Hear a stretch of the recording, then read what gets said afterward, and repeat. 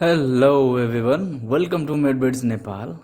So in this tutorial we will learn about the thyroid hormone. So in our MedBeds Nepal series of thyroid we will learn about सुरुमा फर्स्टमा चाहिँ हामीले सिन्थेसिसको बारेमा learn गर्छौं त्यसपछि यो थाइरोइडको सिरिजमा सबै कुरा थाइरोइड हर्मोनको बारेमा कसरी सिन्थेसाइज हुन्छ त्यसको केमिस्ट्री एन्ड देन थुप्रै रिलेटेड कुराहरूको जानकारी पछि after learning so many things related to this we will proceed to the conditions clinical conditions hypothyroidism or like disorders hyperthyroidism. And after all these topics, after we learn all these conditions, then we will talk about the management, and then we will talk about the few clinical facts. So few clinical facts at the end of the series. So maybe यसको 4-5 parts पनि हुन सक्ला and slowly we will be uploading that. So आजको thyroid सिरिजको first ट्युटोरियलमा we will learn about कि thyroid कसरी synthesize हुन्छ, chemistry के हो र सिन्थेसिस भएर हाम्रो बडीको टिस्युसम्म पुग्दासम्मको we will like get an overview. So maybe केही point miss होला, but revision sufficiently we will do through this tutorial itself. Now let us begin. So we have nearly 5 processes. So यो total प्रोसेसमा लगभग 5-6 स्टेप्सहरू छन् भनौँ सिन्थेसिसको, and यसलाई चाहिँ हामीले अलिकति इन्ट्रेस्टिङ बनाएर पढ्न अथवा लर्न गर्ने कोसिस गर्नेछौँ. सो फर्स्टमा छ ट्र्यापिङ. आयोडिन ट्र्यापिङ हुन्छ फोलिकुलर सेलभित्र फ्रम ब्लड. त्यसै गरी त्यसपछि अक्सिडेसन, त्यसै गरी यो कोलोइडमा गइसकेपछि अर्ग्यानिफिकेसन, कपलिङ, इंडोसाइटोसिस, त्यसपछि प्रोटियोलाइसिस, सेक्रेसन एन्ड एक्जोसाइटोसिसदेखि लिएर पेरिफेरल कन्भर्जन और यो प्रोसेसलाई डिआयोडिनेसन भन्छन्. We will learn about that. अब नर्मली थाइरोइडको यसो एनाटोमीको कुरा गर्दाखेरि चाहिँ वी अल नो कि thyroid is located at the root of the neck, and एउटा यसको 2टा लोब हुन्छ which is joined by like isthmus. र यसभित्र चाहिँ अब हिस्टोलोजी कुरा गर्दाखेरि चाहिँ सेलुलर सेल, फोलिकुलर सेल्स यसरी प्याक भएर बसेका हुन्छन्, and these are follicular cells. यो चाहिँ थाइरोइडको हिस्टोलोजी हेर्दाखेरि. सो हामीले एउटा हिस्टोलोजी थाइरोइड फोलिकलको एउटा फोलिकलको डिफ्रेन्ट फोलिकुलर सेल्सले बनाएको फोलिकल र त्यो फोलिकलको ल्युमेनको पनि, because lumen consist of the colloid and that is very much important in this. र अब we will talk अब कसरी चाहिँ अब ब्लडबाट सपोज आयोडिन आयो. अब यसलाई चाहिँ हामीले अलिकति इन्ट्रेस्टिङ बनाएर पढ्ने कोसिस गरौँ है त. So let us learn. Suppose iodine एउटा दुब्लो पातलो मान्छे नै हो एन्ड हरेक ब्याचमा एउटा हड्डी हुन्छ होइन. Okay, not offending but like considering to make it more interesting. So के गर्छ त, अब हड्डीलाई कतै जानु थियो कुनै ठाउँमा, I mean like correlating it to our body or organ, हाम्रो अर्गेनको अरू सेल्सहरूमा चाहिँ यसलाई एन्ट्री लिन थियो, बट यत्तिकै चाहिँ यो जान पाउँदैन. सो के हुँदो रहेछ त, यसलाई अब अलिकति हुने खाने अलिकति बलियो भनेर जान पर्ने छ. सो आयोडिनभित्र अब के हुन्छ त, हाम्रो ब्लडबाट केमिकलको ग्रेडियन्टको अगेन्स्टमा, सो अगेन्स्ट केमिकल ग्रेडियन्ट यो चाहिँ हाम्रो फोलिकुलर सेल्सको बेसल साइडतिर चाहिँ सोडियम आयोडाइड सिम्पोर्टर हुन्छ जसको थ्रुबाट आयोडिन भित्र जान्छ. एन्ड यो फर्स्ट प्रोसेसलाई हामीले के भन्छौँ त, ट्र्यापिङ, अर्थात् आयोडिनलाई ट्र्याप गरियो फोलिकुलर सेल्समा. त्यसपछि आयोडिनको अब ट्रान्सपोर्ट हुन्छ कहाँनिर त, अब सिफ्ट हुन्छ कोलोइडलमा त फोलिकुलर सेल्सले बनाएको बिचको यो एक्स्ट्रा सेलुलर मेटेरियल कोलोइड फोलिकलको भित्र. सो यो कोलोइडमा पेन्ड्रिन को मद्दतले, pendrin protein act as like medium, अनि यसको थ्रुबाट चाहिँ आयोडिन यहाँ आउँछ. सो आयोडाइड भनौँ, यो दिस इज आयोडाइड. तर कि त अब यो आयोडाइड जुन छ यसलाई चाहिँ अब अर्को फर्दर स्टेपमा कुरा गर्नलाई सपोज अब के हुने रहेछ त, यसको अब इन्डोसाइटोसिस भयो भनौँ न यसलाई चाहिँ. Anyways okay, not endocytosis, I'm sorry, मतलब मैले अर्को स्टेपको कुरा गरिरहेको छु. पहिला चाहिँ आयोडिन भित्र गयो, भित्र गएपछि अब अलिकति एक्टिभ स्टेटमा आउनु पर्यो. एक्टिभ स्टेट अर्थात् किन भनिएको छ भन्दा, यो आयोडाइड अथवा यो हड्डीलाई बलियो बन्न छ भने एउटा थाइरोग्लोबुलिन नामको ठुलो प्रोटिनसँग यसलाई भेटघाट गर्नुपर्छ अथवा ट्रेनिङ लिनुपर्छ अथवा त्यसलाई आफ्नो आफूलाई फकाइ फुलाइ लगेर आफूले लानु पर्ने हुन्छ त्यो सेलसम्ममा अथवा आफूलाई ठुलो बनाउनलाई। ओके, सो अब यो हड्डीले के गर्छ त थाइरोग्लोबुलिन प्रोटिन जुन चाहिँ 115 देखि 140 tyro amino acid residue tyrosine amino acid residue contain गरिरहेको हुन्छ। सो त्योसँग अर्ग्यानिफिकेसन अथवा आयोडिनेसन हुनको लागि अथवा आयोडिन योसँग रियाक्ट भएर यसमा अर्को कम्पाउन्ड बनाउन monoiodotyrosine and this diiodotyrosine. So यो कम्पाउन्ड बनाउनलाई मोनोआयोडोटाइरोसिन अथवा diiodotyrosine MIT and DIT in short we will call it. अब यो आयोडिन चाहिँ पहिला अक्सिडाइज भयो, ठिक, अक्सिडाइज भएपछि अब यो अक्सिडेसनलाई कसले मेडिएट गरिरहेछ त मेडिएटेड थ्रु द थाइरोपेरोक्सिडेज एन्जाइम अथवा थाइरोइड पेरोक्सिडेज एन्जाइम भन्छौँ र यसमा कन्भर्ट हुन जरुरी छ। यसलाई अब के आयोडिनियम आयन, हाइपोआयोडस आयन अथवा आयोडिनको एक्टिभ एलिमेन्ट फर्ममा चाहिँ यो आउनुपर्छ and this it will react with this and form monoiodotyrosine and diiodotyrosine. अब यो कोलोइडको अर्को रियाक्सन भनेको अब अक्सिडेसन भयो, अर्ग्यानिफिकेसन अथवा यो थाइरोग्लोबुलिनको आयोडिनेसन भयो। अब हड्डी मिक्स भइसक्यो बलियो मान्छेहरूसँग, ग्याङ बनिसक्यो उसको बलियो मान्छेहरूसँग। सो यहाँनिर अब के हुन्छ त ऊ बलियो मान्छे भएर उसले अब रूप फेर्न सक्छ। सो रूप फेर्न सकेर ऊ चाहिँ अब यो कम्बिनेसन भयो, यहाँनिर अब कपलिङहरू भयो, MIT प्लस DITले ट्राइआयोडोथाइरोनिन बनाउँछ भने DIT प्लस DITले टेट्राआयोडोटाइरोसिन बनाउँछ which is also known as thyroxine र यो ट्राइआयोडोथाइरोनिन एन्ड टेट्राआयोडोथाइरोनिन। अहिले यिनीहरूको केमिस्ट्री अथवा केमिकल स्ट्रक्चरको बारेमा थोरै कुरा गर्नेछौँ। अनि के भयो त अब यो MIT DIT हाम्रो हड्डी चाहिँ जे होस् बलियो भएर दुई रूप लिएर निक्लिन्छ अब। सो अब त्यो third step in this what we can see कि it is the endocytosis. So second स्टेपमा जुन कोलोइडमा भइरहेका 3टा स्टेप छन् त्यो 3टै स्टेप थाइरोपेरोक्सिडेजले रेगुलेट गरेको छ भनौँ अथवा मेडिएट गरिरहेछ।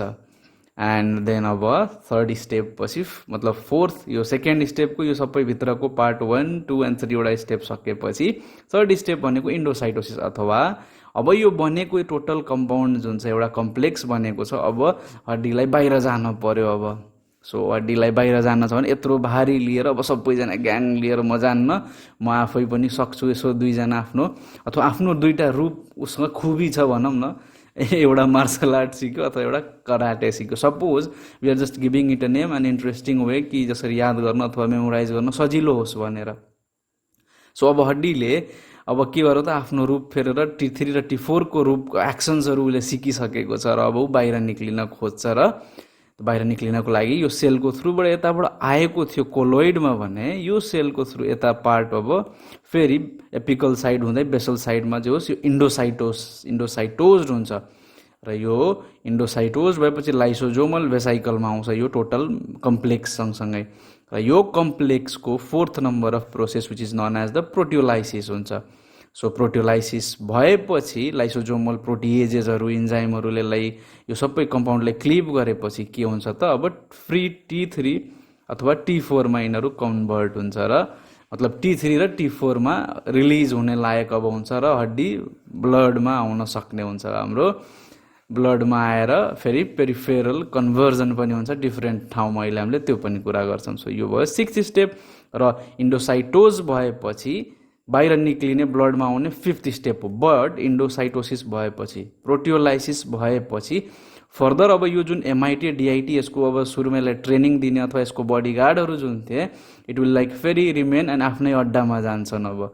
सो थाइरोग्लोबुलिन चाहिँ फेरि आफ्नो कोलोइडमै जान्छ र थाइरोग्लोबुलिन चाहिँ आफै पनि फोलिकुलर सेलले सिन्थेसाइज गरिरहेको हुन्छ कन्टिन्युअसली आफ्नो रिक्वायरमेन्ट अनुसार इन्डोप्लाज्मिक रेटिकुलम र गल्गी बडिजले यसलाई सिन्थेसाइज गरिरहेको हुन्छ र अब यो MIT DIT यहाँनिर चाहिँ डिआयोडिनेसन हुन्छ र यो डिआयोडिनेसन भएर फेरि आयोडिनमा कन्भर्ट भएर फेरि रियुज हुन सक्छ।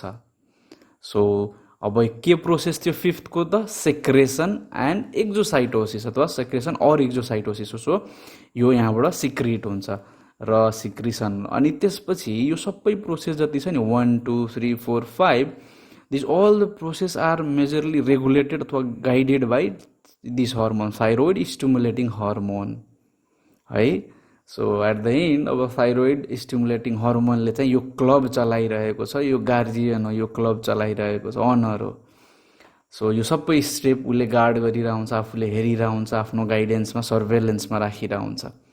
अनि त्यसपछि अब बाहिर निक्लेपछि उसको गाइडेन्सबाट छुट्छ, देन पेरिफेरल कन्भर्जन अथवा त्यसलाई पनि हामीले डिआयोडिनेसन भन्छौँ। पेरिफेरल कन्भर्जन अर्थात् T4 चाहिँ 90% प्रड्युस हुन्छ भने T3 10% प्रड्युस हुन्छ, सिन्थेसाइज हुन्छ अथवा फलिकलबाट यता सिक्रिट हुन्छ ब्लडमा।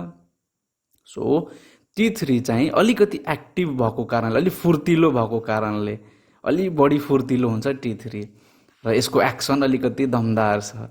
अनि T4 अलिकति धेरै भए पनि अलि भारी भड्कम भएको कारणले यसलाई चाहिँ हामीले T3 मा बनाएर त्यसपछि हाम्रो हड्डीले आफ्नो एक्सन देखाउन सक्छ। एन्ड द्याट इज वाइ यो प्रोसेसलाई हामीले पेरिफेरल कन्भर्जन भन्छौँ एन्ड त्यसलाई चाहिँ हामीले डिआयोडिनेसन पनि भन्न सक्छौँ। So this is about the सिन्थेसिसको 6वटा स्टेपको सानो रिभिजन टाइप, 6वटा स्टेपसम्ममा। अब यो स्टेप पछि what we can do now, यसको थोरै केमिकल स्ट्रक्चर अब T3, T4 र यो पेरिफेरल कन्भर्जनको बारेमा थोरै बुझौँ है त। Let's move ahead. सो यसको बारेमा बुझ्नै पर्दा अब बाहिर आइसक्यो, अब हड्डीलाई आफ्नो एक्सन देखाउन छ र उसले आफ्नो विभिन्न रोलहरू खेल्न सक्छ र बाहिर पनि उसले पैसा तिरेर एन्जाइमहरूको रोल, अब एन्जाइम नामको पैसा, एन्जाइम के हो त? डिआयोडिनेज। हड्डीलाई जे भए पनि कहाँ पुग्ने टार्गेट छ त? कुनै सेल नामकको अड्डा छ हाम्रो बडीमा। सो त्यो सेलमा आयोडिनलाई हामीले हड्डी भनेका छौँ। So I mean you must be smiling or like try to focus है त। फोकस गरेपछि यो कुरा बुझिन्छ। So now I will call it now iodine. Iodine अब कसरी निक्लिएको छ त? T3, T4 को फर्ममा निक्लिएको छ र थाइरोग्लोब्युलिनको टाइरोसिन रेसिड्युजमा बाइन्ड भएको, आयोडिनेट भएको थाइरोपेरोक्सिडेज हर्मोन, थाइरोपेरोक्सिडेज एन्जाइमको मद्दतले त्यो प्रोसेसलाई हामीले भन्छौँ। र अब यो के हुन्छ त? बाहिर निक्लेपछि पेरिफेरल कन्भर्जन हुनुपर्छ। So now will talk about the T3 र T4 कै फर्ममा in its respective form now. So अब यहाँ डिआयोडिनेज एन्जाइम पेरिफेरली 3 किसिमको हुन्छ। So D1, D2 and D3। Deiodinase 1, 2 and 3। So deiodinase 1 ले T4 लाई reverse T3 which is mostly in inactive form र यसको बारेमा पनि कुरा गर्छौँ कि अलिकति किन इनएक्टिभ हुन्छ र T3 फर्ममा डिआयोडिनेट गरिदिन्छ T4 लाई। पेरिफेरल कन्भर्जन भयो र यो कहाँ कहाँ हुन्छ त? विभिन्न tissue location such as liver, kidney and थाइरोइडमा फर इक्जाम्पल। र यो लिभर, किडनी, थाइरोइडको प्लाज्मा मेम्ब्रेनमा हुने D1 एन्जाइम भयो। And then we also can see now कि अब यो है प्लाज्मा मेम्ब्रेन। अब त्यसरी D2 ले चाहिँ T4 लाई T3 मा कन्भर्ट गर्छ एन्ड फर्दर T3 मा पनि T3 लाई फेरि T2 मा पनि कन्भर्ट भइरहन्छ, but that is not much important to remember. So अब D3 ले चाहिँ के गर्छ त? T4 लाई रिभर्स T3 मा कन्भर्ट गर्छ। यसले रिभर्स T3 के हो? We will try to understand that in a few minutes.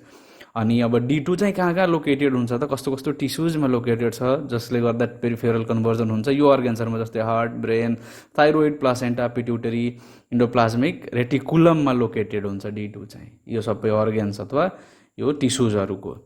Then after D3 is located in placenta, fetal liver, स्किनमा एन्ड अब यो चाहिँ कहाँ लोकेटेड हुन्छ त? यो पनि यो सबै टिस्युजको प्लाज्मा मेम्ब्रेन, सेलको प्लाज्मा मेम्ब्रेनमै लोकेटेड हुन्छ।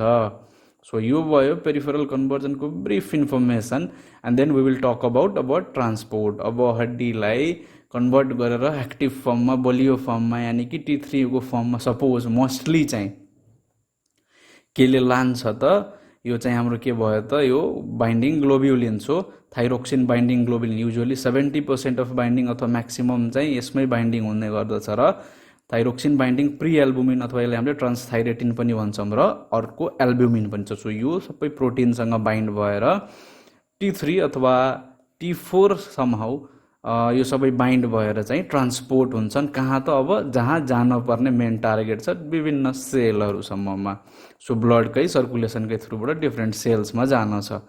अब त्यो सेलभित्र यो त सानो पेरिफेरल कन्भर्जन एन्ड अलको कुरा भयो। अब यसमा चाहिँ हामीले हेरौँ कि त्यसलाई अब ट्रान्सपोर्ट गर्ने के ले रहेछ त? सो अब त्यो टिस्युभित्र, टिस्युसम्म त लग्यो, तर त्यो टिस्युभित्र एन्ट्री चाहिँ कसरी गर्दो रहेछ त, and a very brief information about that as well, कि specific transporters such as organic anion transporter polypeptides हरू भए हैन, this is like amino acid 1 and 2 भयो, L amino acid, then after monocarboxylate transporter 8 हरू भयो, यो सबै केमिकलहरू अथवा यो प्रोटिनहरूले चाहिँ एन्ट्रीमा अथवा यो सब गेटवे जस्तो हुन्छन् जसले चाहिँ एन्ट्री दिन्छ त्यो T3 लाई सेलभित्र, because T3 is mostly active.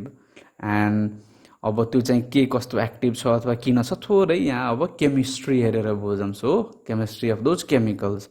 So T4 चाहिँ 3, 5, 3' 5' लाई टेट्रा आयोडोथाइरोनिन भन्छौँ, र थाइरोनिन भनेको दुईटा टाइरोसिन मोलिक्युलको कन्डेन्स्ड प्रोडक्ट हो। सो टाइरोसिन मोलिक्युलको कन्डेन्स्ड प्रोडक्ट हो।